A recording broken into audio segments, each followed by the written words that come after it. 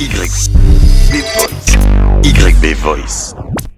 Martin, on va commencer par la première émission, You Will Never Walk Alone. On va évidemment parler de ton livre, Fais de ta vie un poème, que je vous recommande. Moi, je l'ai lu, je l'ai bouffé en une fois, en l'espace de 15 jours. Donc, en même temps, derrière, je savais que j'allais te recevoir une interview, donc il fallait que je bosse mon sujet. Martin, est-ce que déjà, dans un premier temps, tu peux te présenter, s'il te plaît ? Eh ben, Martin de la Montagne, j'ai 28 ans, je suis breton d'origine, né à Lyon, ayant fait toute mon enfance dans la Drôme, dans un petit village qui s'appelle Étoile-sur-Rhône, passionné de sport avec un grand S, passionné surtout de la partie organisation sportive, donc management, marketing, événementiel comme en lien avec le sport.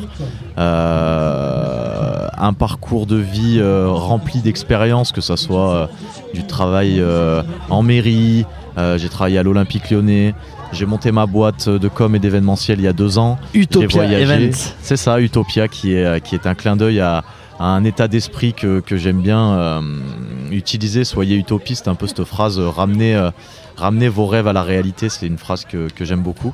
Donc voilà, j'en ai fait le nom de ma boîte. C'est un clin d'œil à un état d'esprit qu'on essaye de tout savoir au quotidien. C'est un esprit qu'on partage aussi avec YB Voice, puisqu'on vous l'annonce avec Martin. On va parcourir un peu les petites routes de France prochainement pour lier un peu nos deux métiers, l'atelier d'écriture et l'atelier de radio, parce que on écrit pour parler et on parle pour écrire. Exactement. Martin, on va rentrer tout de suite dans le vif du sujet, ce que je te propose. On va aller puiser dans les réserves. Allez, c'est parti. Allez, on parle tout de suite du livre Fais de ta vie un poème. Martin, question simple. Pourquoi avoir écrit le livre Fais de ta vie un poème ? Tout simplement, c'est beaucoup d'enfermement intérieur, peut-être des choses que je n'ai pas osé dire à un moment donné de ma vie. Un caractère très gentil, très ouvert à la rencontre, avec une part de naïveté peut-être, une hyper sensibilité, un côté très sensoriel. Donc voilà, quelqu'un qui bouscule des portes de partout sans trop réfléchir peut-être, et qui sombre tout simplement dans la dépression de manière assez claire, avec une noirceur de vie très prenante pendant quelques années. Et du coup, ce besoin d'écrire pour lâcher prise, pour transmettre, pour donner un message d'espoir aussi. Mais voilà, c'était très thérapeutique à la base. Je ne peux pas le cacher, et c'est ce que vous découvrez dans mon bouquin. On découvre le Martin un peu noir, comme je l'appelle. Oui, c'est ce que j'allais dire, c'est très paradoxal. Moi, du coup, on se connaît depuis à peu près 1 an, et les premières fois, même toujours à chaque fois que je vois, tu es quelqu'un de très solaire, tu as toujours le sourire, tu as de la bonne humeur, et aujourd'hui, est-ce que tu arrives à relativiser facilement sur la vie après une période sombre ? Est-ce que justement, le fait que tu sois solaire aujourd'hui, c'est parce que tu as connu les ambiances vraiment dark avant ? Ouais, j'ai connu les ambiances très dark où j'ai essayé, je me suis testé sous différentes formes, que ça soit en travaillant énormément, en étant en groupe, en étant seul, en voyageant, en travaillant dans des entreprises privées, du public, des associations. J'ai eu aussi quelques addictions dans ma vie, comme pas mal de monde, que ça soit sur le sport, sur la fête aussi. Donc voilà, je me suis testé dans pas mal de styles de vie, entre guillemets, avec des excès que je ne peux cacher. Maintenant, tout simplement, j'ai pris beaucoup de recul sur tout ça. Je me suis dit que c'était une période de ma vie, et maintenant j'essaye de vivre au quotidien de manière zen, tout en relativisant surtout, et de se dire que tous les matins quand on se lève, il y a une aventure potentielle qui peut se passer. J'ai voyagé en France, maintenant le voyage il se fait peut-être tous les jours au quotidien, avec sa famille, avec ses proches, avec ses projets, avec son entreprise. Voilà, qui fait chacun des instants, tout simplement. La preuve, le voyage t'en fait constamment. T'es venu nous voir ici à Vorep, alors que tu viens de Étoile-sur-Rhône, dans la Drôme. On voyage tout le temps avec toi. On voyage tout le temps, il faut toujours être ouvert à la rencontre. On a la chance d'être dans un pays où tout est bien desservi. On peut vite rejoindre les copains en 1 heure, 1 heure et demie, 2 heures, 3 heures de route. Voilà, moi je suis fan de bousculer des portes, et c'est ce que je fais ici en arrivant à Vorep en toute humilité, en rencontrant du monde, des dirigeants de clubs, des bénévoles, voilà, le stand du Téléthon juste à côté. Il y a plein de gens qui travaillent dans l'ombre, et voilà, c'est bien de leur mettre la lumière, et nous on a la chance de faire ça, Yannick, grâce à toi aussi, et grâce à l'écriture, grâce à la radio. C'est aussi ça, faire parler de de tous ces êtres humains qui font un travail phénoménal tous les jours, quoi. Je te remercie, Martin. En tout cas, moi, je tenais à préciser un petit truc. C'est le petite cerise sur le gâteau. Tu as une très belle voix qui passe au micro, Martin. C'est très gentil. C'est vrai que ça me permet de faire un clin d'œil à mes amis de la Crado, une course d'obstacles que j'organise sur Cré avec un ami Médéric. Et il y a 3 ans, le micro est tombé dans mes mains parce qu'on s'est dit que Martin, il avait pas peur d'essayer des nouvelles choses. Et j'ai essayé le micro tout simplement par défi, une fois de plus. Et c'est vrai que j'aime beaucoup parler au micro. Toi, tu es quelqu'un qui se donne beaucoup de challenges dans la vie. Ouais, complètement. Comme ça. Complètement, je pense qu'on est tous de passage, on va tous partir un jour ou l'autre, on ne sait pas quand. Ça serait bête de ne pas essayer des choses, ça serait bête de ne pas apprendre par soi-même. Pour moi, l'être humain est capable de tout, dans n'importe quoi. Il suffit juste d'avoir la volonté d'y croire et de sortir de sa zone de confort. Mais le plus dur, c'est quand même de franchir le premier pas. Ouais, je pense qu'on a tendance à être dans une société où on se met vite dans des cases, alors qu'on est tous des êtres humains potentiellement créatifs, potentiellement sportifs, potentiellement entrepreneurs. On a tous de l'or entre les mains, il suffit de le voir, d'y croire et de devenir acteur de ces changements, je pense, tout simplement. Après, chacun fait ce qu'il veut, il faut juste trouver son équilibre dans tout ça, tout simplement. Très belle philosophie de vie. Martin, on va revenir sur ton livre, alors qu'il est divisé en 20 chapitres, qui raconte ton Tour de France, donc après une longue dépression. Avec du recul, tiens, et qu'est-ce que tu en retiens aujourd'hui de ce Tour de France ?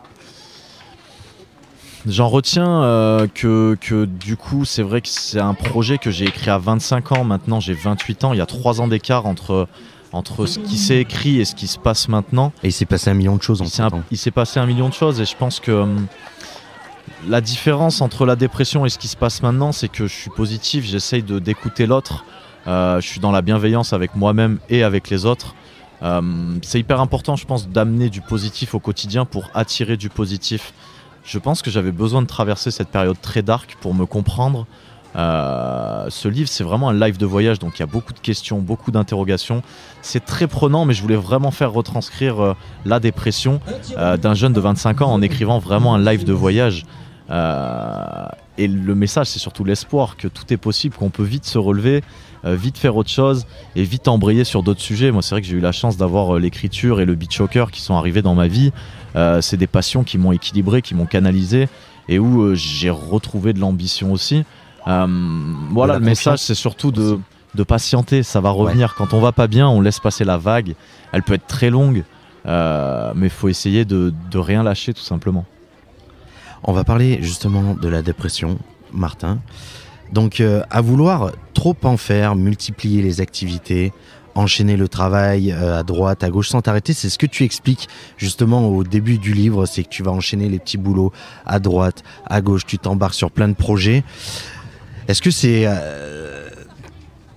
on sentait qu'à ce moment-là, tu voulais faire plein d'activités, mais comment tu as senti que la dépression, justement, elle est arrivée avec ce surplus d'activités ? La dépression, elle est arrivée parce qu'on ne peut pas imposer à son corps 0 repos. Moi, j'ai vécu pendant 1 an et demi presque avec 3 téléphones, 2 ordinateurs, du 7h du matin, 23h en non-stop, en étant très dynamique, c'est-à-dire en ayant une énergie très forte. Au bout d'un moment, la machine, elle va péter. On m'avait prévenu, Martin, fais attention, tu as 3 travails, tu travailles beaucoup, l'événementiel, ça rentre dedans. Faut que tu te reposes, faut que tu ailles en nature. Puis à cet âge-là, t'écoutes personne. Mais non, on n'écoute personne, on veut croquer le monde, on se sent invincible. On a besoin peut-être de l'image, on a besoin d'être aimé, on se cherche encore, on sort de l'adolescence, c'est les premiers boulots. Et là, moi, ça a été ce côté sauveur de l'univers, vouloir sauver tout le monde et d'être très gentil avec la terre entière, mais à l'arrivée j'étais même pas gentil avec moi-même parce que je prenais même pas le temps pour moi en fait, tout simplement. Finalement c'est un peu de se dire que tu t'écoutes pas toi-même, t'essayes pas de t'aimer toi-même à vouloir faire plein de choses et t'avais pas pris le temps de savoir ce que tu voulais vraiment dans ta complètement. vie. Ce qui est très compliqué pour les tempéraments comme le mien, c'est que voilà, j'en parle souvent avec mes meilleurs amis, c'est que je suis intéressé par énormément de choses.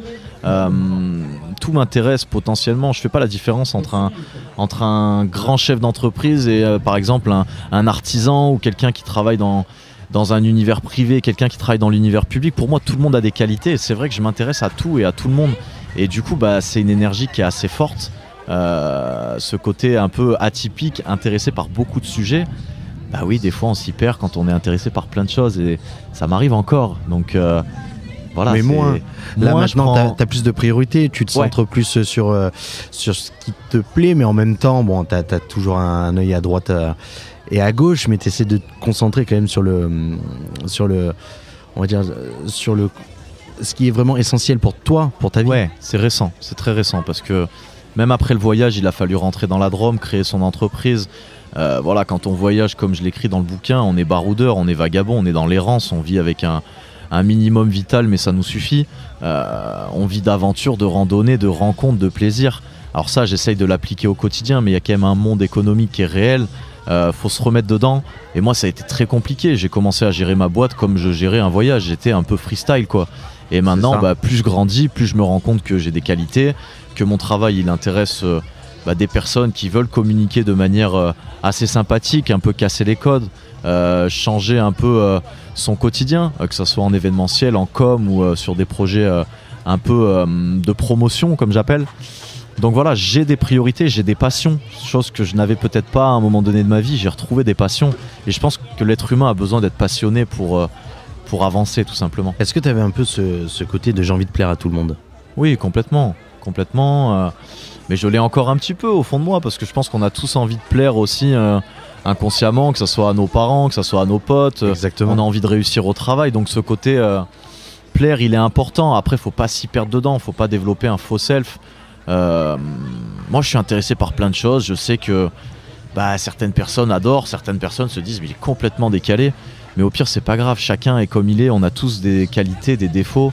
On est tous différents. Il suffit juste de communiquer, de parler et de se dire voilà, moi je pense ça, toi tu penses ça. Ok, feu, on avance ensemble, quoi. Et voilà le discours, tout simplement, de pas fermer la porte à quelqu'un. Pour moi, c'est perdre du temps, fermer des portes.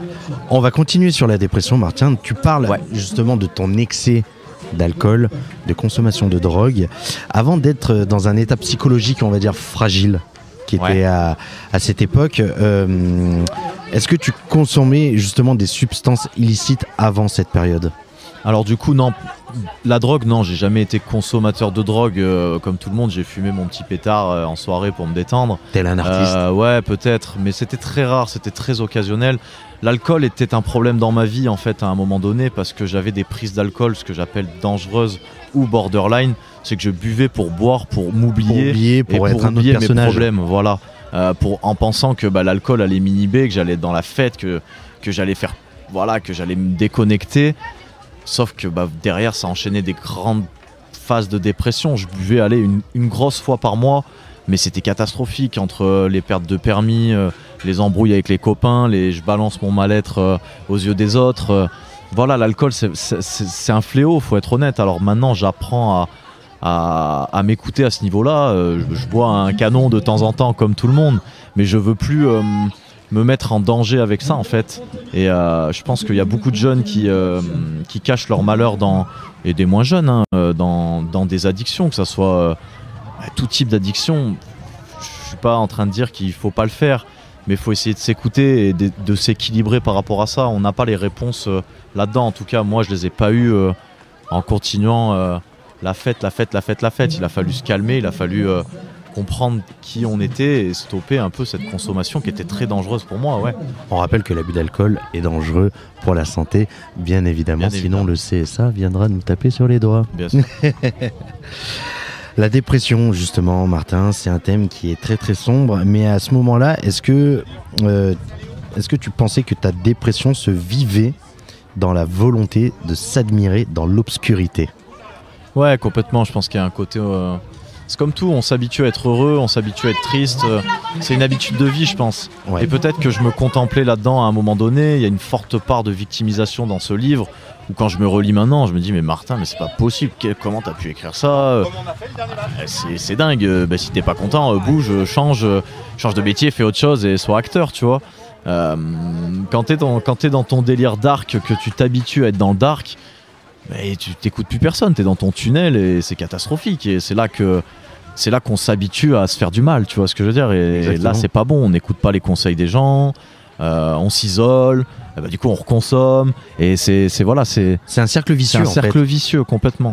T'installes une routine, on va dire sombre, mais en même temps tu t'en rends pas compte C'est ça. à ce moment-là. Complètement. C'est un mix entre des habitudes de vie, des addictions et un manque d'écoute d'autrui tout simplement, et un manque d'écoute envers soi-même. Des fois, qui n'est pas allé à une soirée où il n'avait pas envie d'aller et il s'est retrouvé à dormir dans la chambre d'amis jusqu'à 6h du matin complètement à l'envers, alors qu'au début, non, t'avais pas envie d'y aller, fallait te reposer, c'était vendredi soir, t'as fait une semaine de dingue, mais tu l'as fait quand même. C'est là le message, s'écouter quoi. Voilà, s'écouter. C'est le message qu'il faut retenir. Et justement, à ce moment-là, Martin, tu rêvais de quoi pour aller mieux? Réellement, qu'est-ce que tu te disais? En fait, il faudrait que j'ai ça pour aller mieux.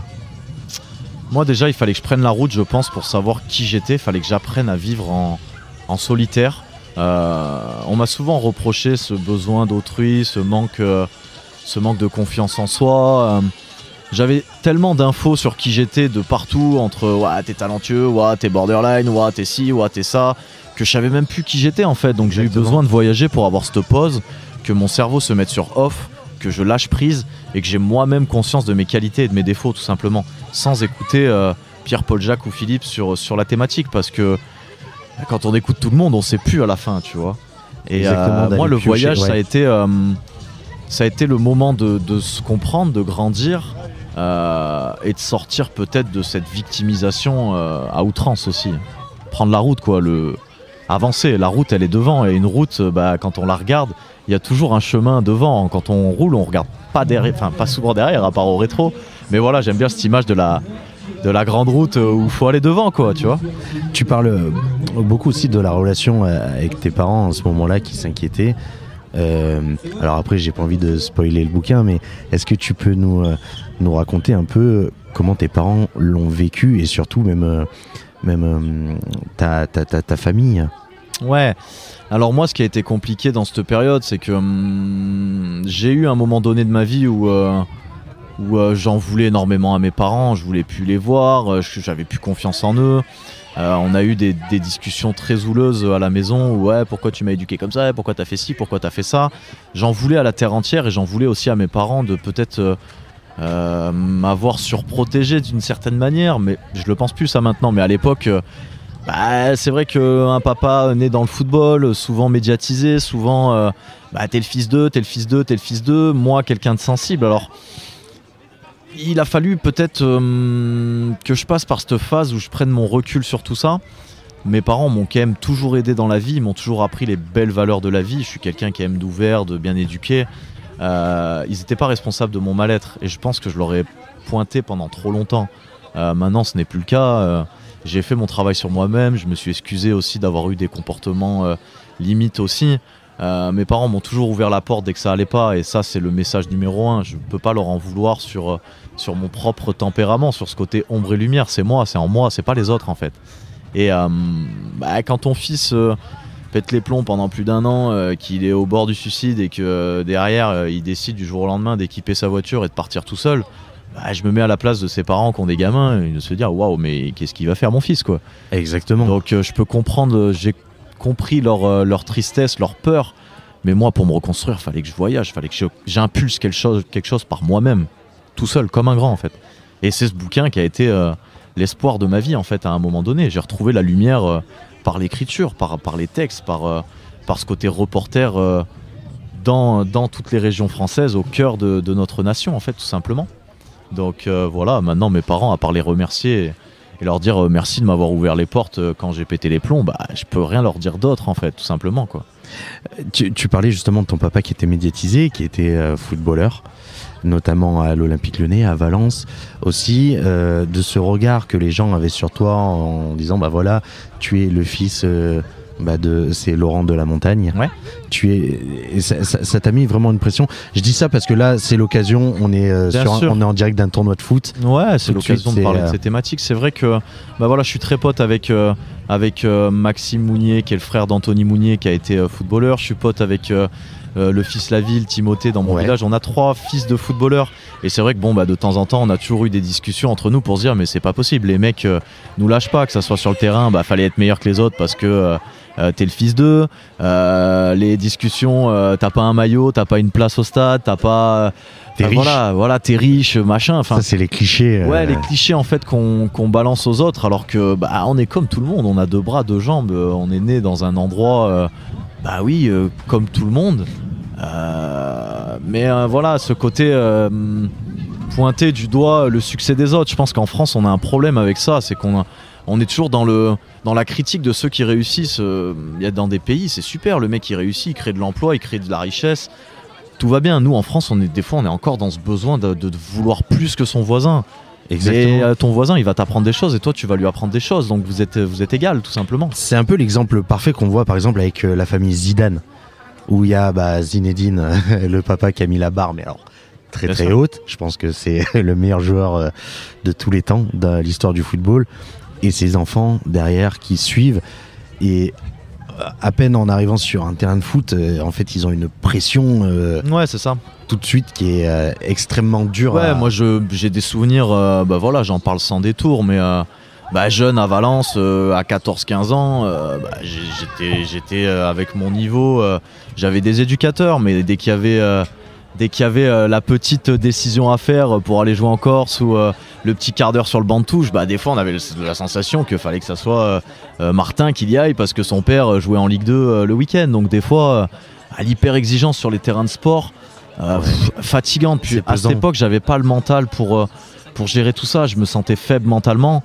donc je trouvais ça injuste tout le temps. Et maintenant, à 28 ans, je commence à regoûter à un bon niveau dans le sable et je me dis là, par contre, je suis armé mentalement pour peut-être passer un cap dans le sport. Mais à l'époque, j'étais pas du tout capable d'encaisser ce côté pression tout le temps, être meilleur que les autres, quoi.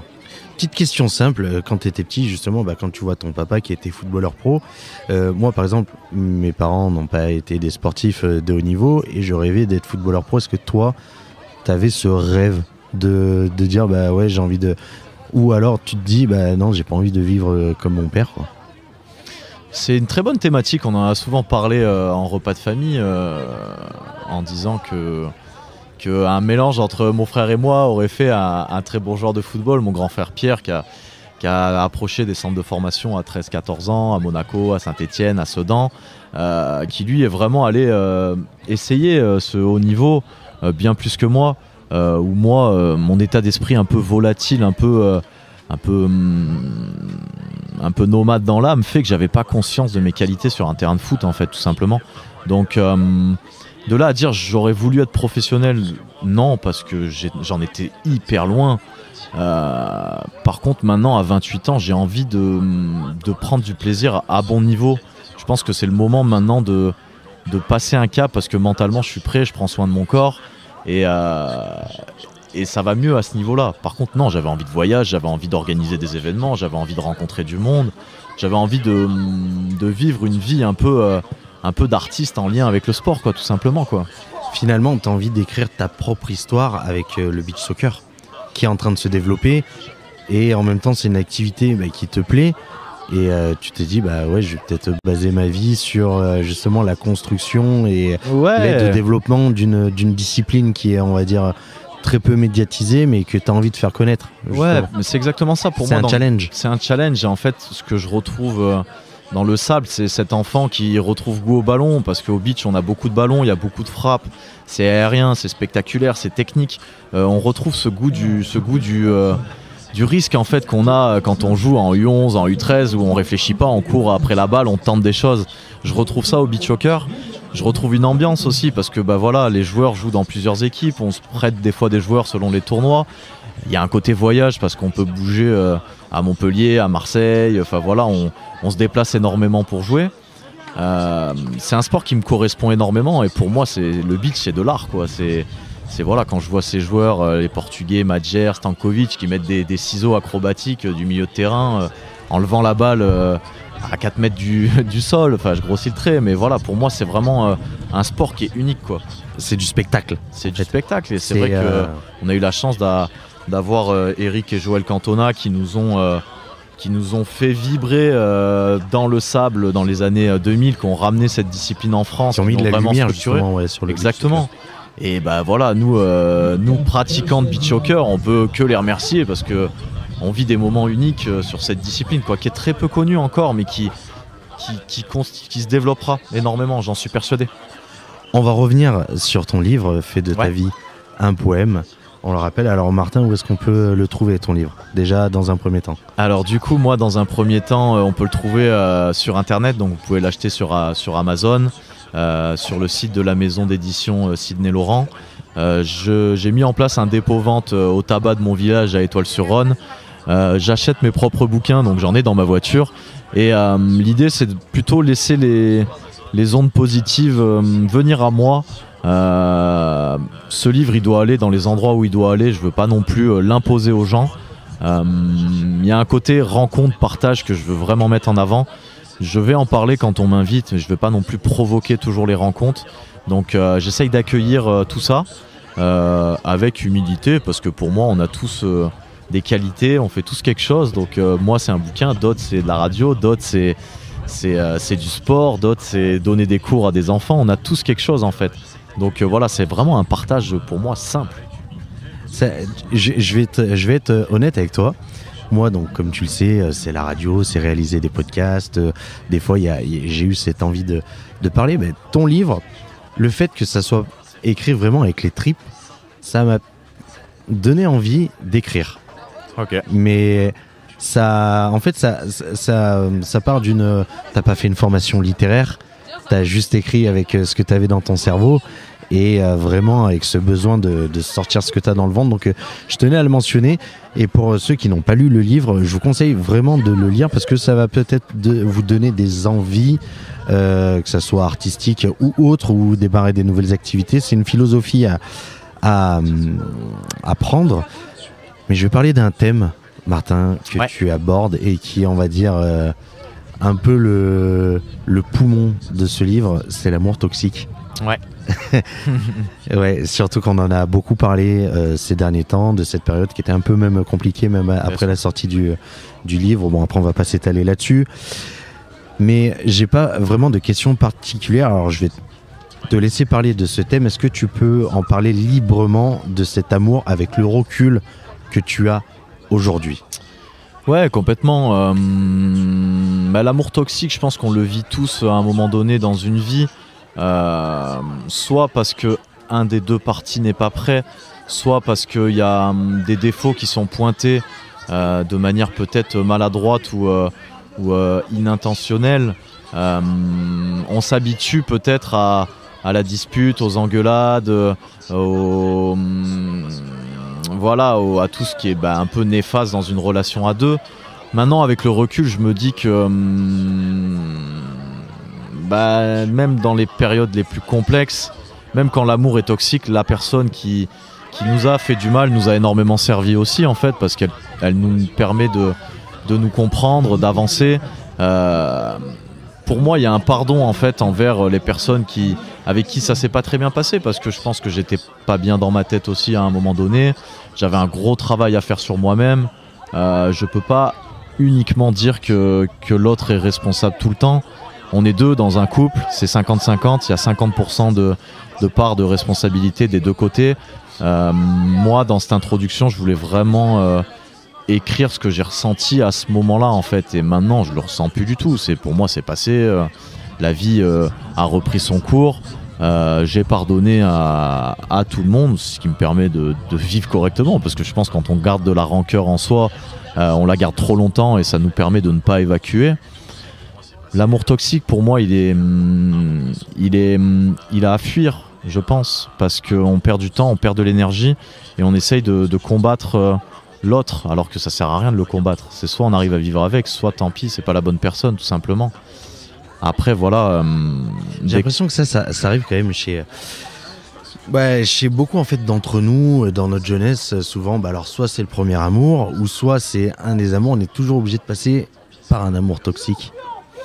Parce que je sais pas si c'est philosophie. Je pense, oui, qu'on le vit tous une fois d'une manière plus ou moins intense, mais l'être humain a besoin de vivre des expériences et les expériences d'arc en font partie aussi.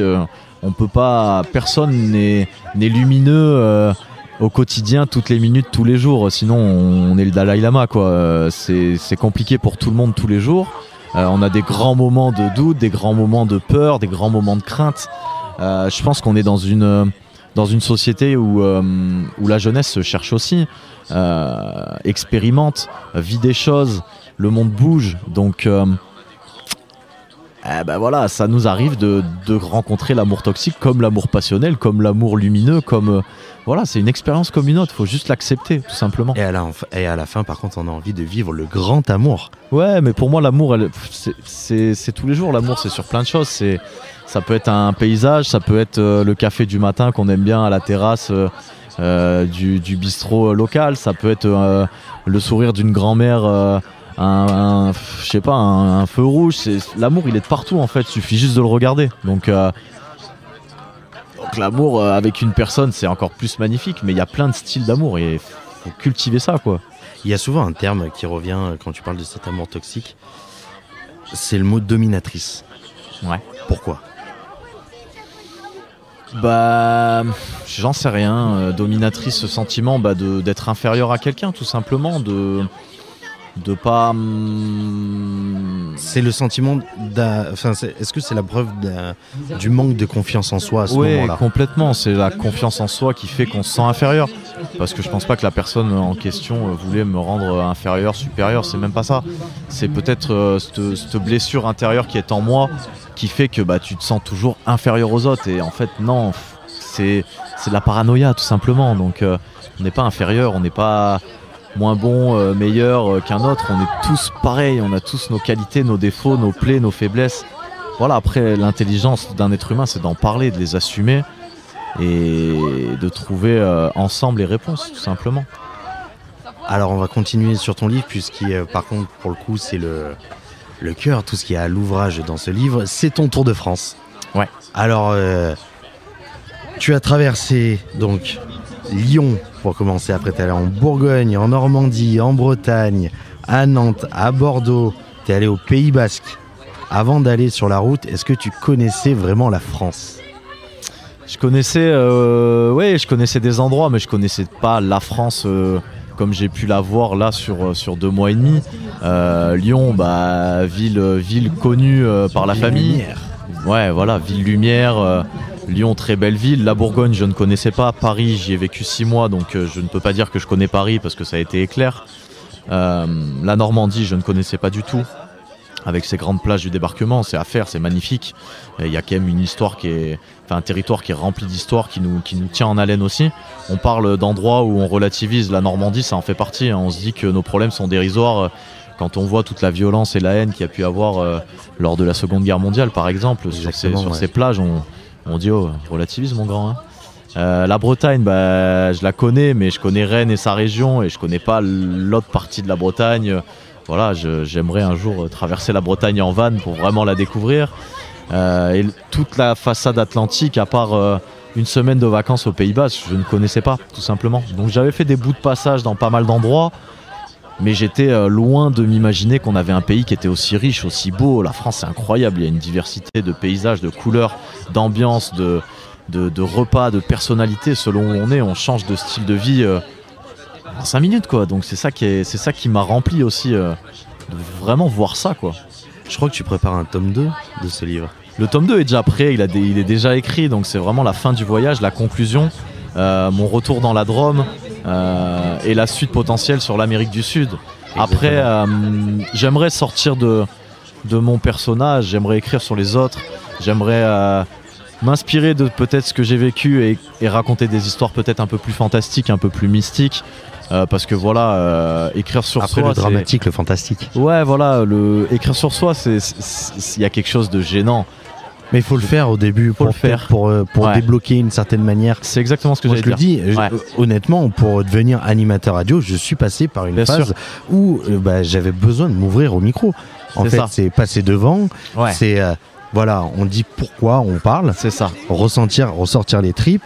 Et derrière, on va se consacrer au monde. Parce qu'on peut pas toujours baser une œuvre artistique sur soi-même. C'est ça. Et t'as tout compris, Yannick. C'est exactement la réflexion que j'ai, je te rejoins là-dessus. C'était le moment d'écrire sur moi Pour se il y a lancer. 3 ans, pour me lancer, pour sortir de mes plaies, pour m'assumer, pour assumer à ceux que je connais aussi qu'il y a un côté ombre et lumière qui est présent en moi, qui est fort. Et là maintenant, l'envie de s'intéresser aux autres grandit, et c'est pour ça qu'on est là aussi dans ce genre d'endroit où on a envie de rencontrer du monde. Et quand je vois le petit Bilal juste à côté qui veut absolument prendre le micro, qui a 8 ans et qui est là Mais on en va le train de faire nous passer. attendre, je me dis voilà, ces gamins ils sont là aussi, il y a des gens, il y a des bénévoles, il y a des adultes, c'est top quoi, on se régale quoi.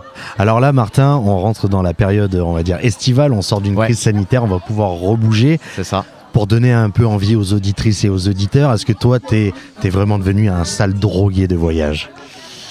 Non, pas spécialement, je pense pas. Je pense que j'aime l'aventure, j'aime les défis. Donc le mot voyage, j'ai voyagé un petit peu dans ma vie, mais il faut être aussi honnête, j'ai pas non plus traversé le monde entier, je suis pas non plus un hyper grand explorateur. Par contre, j'adore vagabonder, c'est-à-dire que je me retrouve dans des endroits... Sans spoiler, Martin, partir avec son sac à dos en Amérique latine, faut être fou, faut être un peu barge quand Faut même. être un peu barge, c'est ce que mes parents m'ont dit quand je suis parti. Et mon ancienne copine de l'époque, infirmière que je salue aussi, qui me disait mais t'es complètement caramel, t'es allumé, qu'est-ce qui se passe quoi. Et ouais, je voulais absolument partir seul pour continuer l'aventure. Alors après, pour moi, je me considère pas non plus comme un grand voyageur, je me considère comme une personne qui est ouverte à la rencontre de partout, et c'est là que c'est différent. Pour moi, les semaines se bâtissent semaine après semaine. Il y a des objectifs sur du long terme, mais voilà, ce côté un peu nomade, je peux aller n'importe où, n'importe quand on m'invite quelque part et qu'il se passe une rencontre, là, vas-y, c'est parti quoi. Donc c'est comme ça qu'on va On bâtir. rentre dans la C3 Crado et on y va quoi. Ouais, c'est ça, et on pousse des portes, et peu importe où on est, il y a des gens bien de partout, et on va les voir quoi, et on parle avec eux, et c'est ça qui me remplit en tout cas, que ce soit en France, à l'étranger, ou sur les tournois de beach, ou avec la boîte, ou peu importe. Le voyage, il est tous les jours maintenant. Eh ben, c'était le mot de la fin. Merci Martin d'avoir répondu à mes questions. On rappelle Martin, donc tu as écrit le livre Fais de ta vie un poème aux éditions Laurent. Martin, je te garde. On va passer à une autre émission, l'émission Aller au stade. On va parler Ok. de l'équipe de France IBS. Allez, je te remercie Yannick, à tout de suite. YB Voice.